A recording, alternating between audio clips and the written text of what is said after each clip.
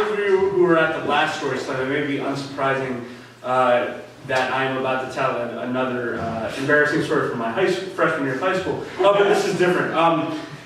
It may be surprising to you to learn that I ran cross country mostly in high school and a little bit in college. See, but some people are thinking, but Dan, you're so svelte and shit. What do you mean? How could you not run cross country before?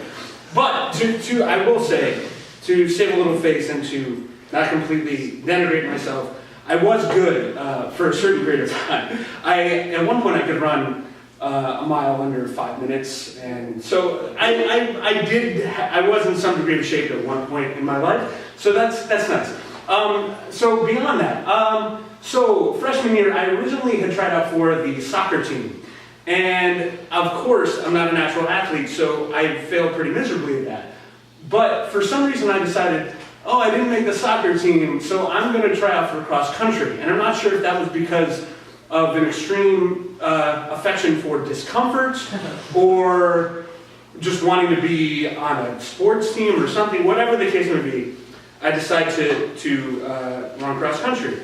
And so we have the first meet is just like at a local high school. It's during the week. And so, you know, that's the first time I've run. It's 3.1 miles in high school. And so I slogged through that. It was, you know, it was, I got through it, whatever. So the second race is, usually there are two, there are two meets a week, one's on the weekend. And the one on the weekend is usually a bigger invitational that's open to more high schools in the region. So this one happened to be at McQuaid, which, as I recall, is in this area. Am I right in saying that? Okay, thank you. I just moved back to Rochester, so you'll have to forgive me. So it's the McQuaid Invitational, pretty big race. And that morning, I decide very brilliantly that I don't think I'm going to eat anything this morning. It's not a good idea because I'll be lighter, or I'll be able to run more effectively if I don't eat anything. That's good. So I follow through with that, and then so the race begins, and we're there, and I'm running, and probably like a half. More than a half mile, probably maybe about a mile into it or something.